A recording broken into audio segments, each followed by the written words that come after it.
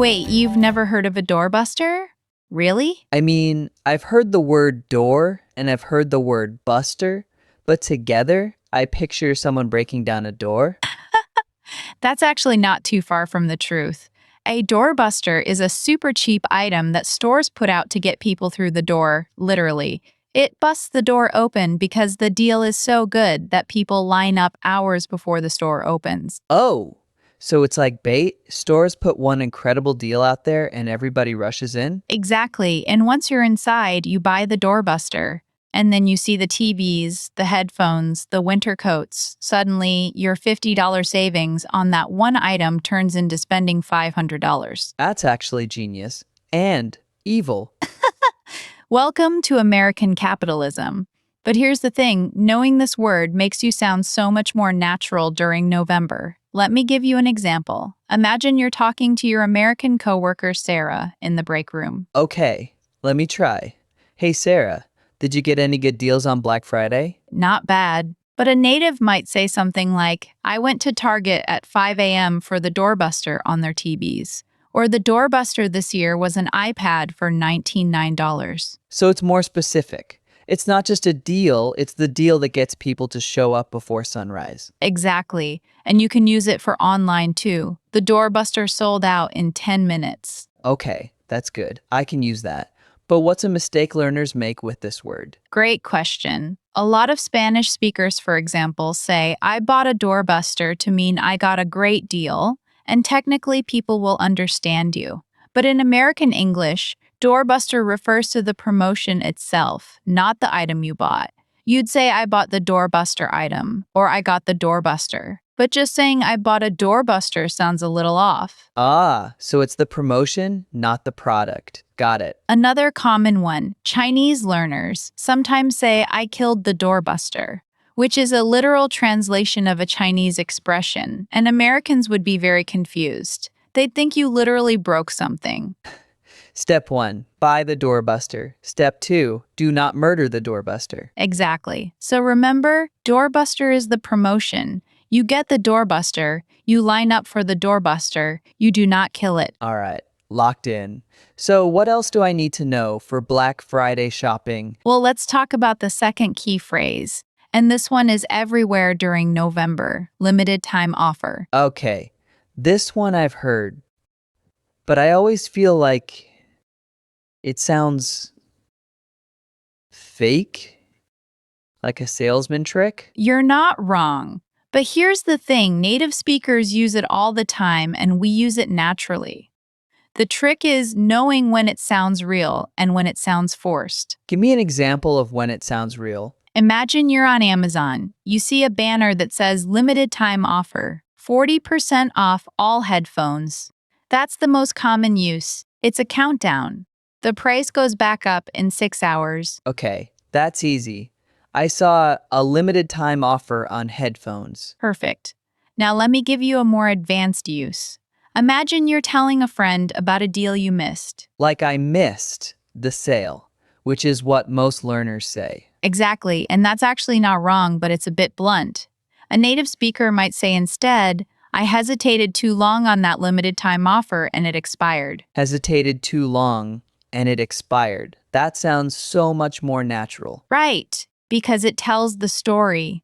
I missed the sale just states a fact. I hesitated too long on that limited time offer and it expired. Now your friend feels your pain. So it's more emotional, more human. Exactly, and here's a quick rule for Arabic speakers. In Arabic, you might say the offer finished directly. In English, we say the offer expired or the promotion ended.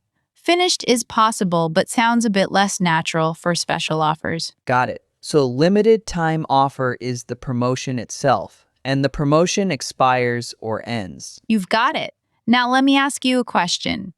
You get home from Black Friday shopping, you have a receipt for one item, but when you check your online cart, there are 7 items you didn't buy. Why? Because I ran out of money?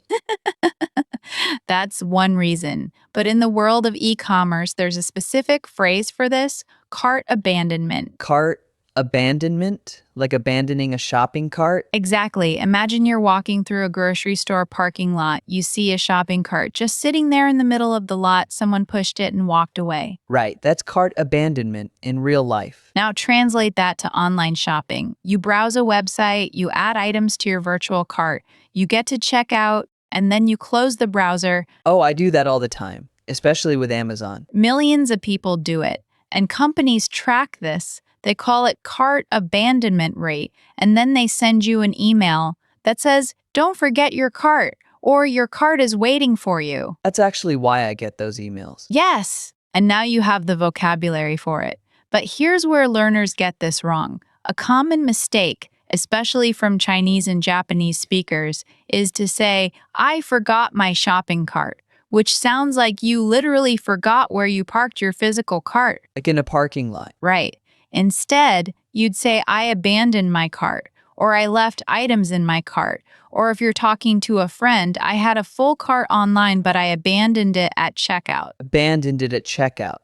That sounds like I had every intention of buying, and then I changed my mind. Exactly. And that's exactly the feeling. Cart abandonment is intentional. It's not forgetting, it's deciding not to buy. Okay, that distinction is really helpful.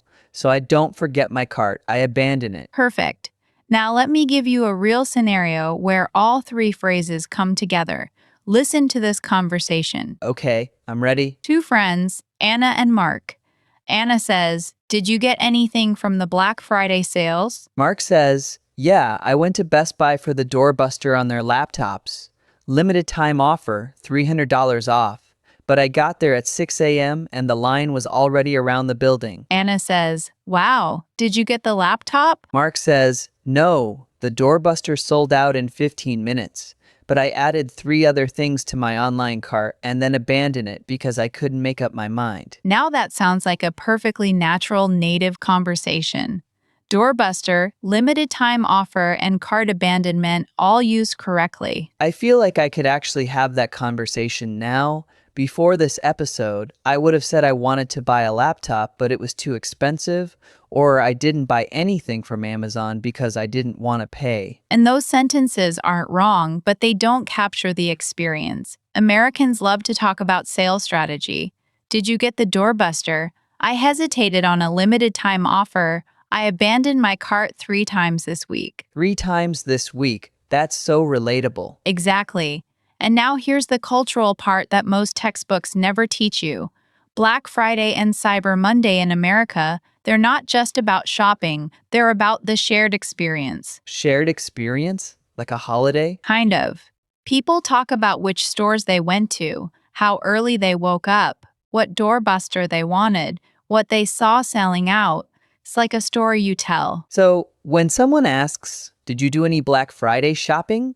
They're not just asking about your purchases, they're asking for your story. Exactly. And if you can respond with a story, "I went for the doorbuster, but it sold out," or "I almost bought something, but I abandoned my cart," you sound like a native speaker having a real conversation. That's actually a really good point. It's not about vocabulary, it's about using vocabulary to connect with people. That is the best summary of today's entire episode, and I couldn't have said it better myself. I have my moments. Yes, you do. So let's do a quick practice round. I'm going to give you a situation. You have to respond using one of the 3 phrases. Ready? Ready. Situation 1. You're at work. Your coworker asks if you did any Black Friday shopping. You went to the mall for a TV deal, but it sold out before you got there. I went to the mall for the doorbuster on their TVs, but it sold out before I got to the front of the line. Excellent. You used Doorbuster perfectly. Situation 2. You're telling a friend about a jacket you wanted online. You saw a discount, but you didn't buy it in time. I saw a limited time offer on a jacket, 40% off, but I hesitated too long and it expired. Beautiful. And you added the detail about hesitating. That's very natural. Situation 3. You're on the phone with your mom. She asks why you didn't buy the boots you showed her last week. Oh, I added them to my online cart, but I abandoned it at checkout. I wasn't sure about the size. Perfect. 3 for 3. You sound like a native speaker. I'm actually going to use these tomorrow. I have a coworker who always talks about Black Friday. Go for it. And if you want to practice even more, here's the challenge for our listeners. This week, write down one sentence about any shopping experience, even if it's just buying groceries, using limited time offer or cart abandonment. Post it in the comments on our YouTube or Bilibili page. And I'll be reading the comments too. So if I see your sentence, I'll reply. That's a great challenge. Now let's briefly recap what we learned today. First keyword, Doorbuster. It's the promotion that gets people through the door. Second, limited time offer, a deal that expires. And third, cart abandonment, when you add items to your online cart but don't complete the purchase. And the cultural insight.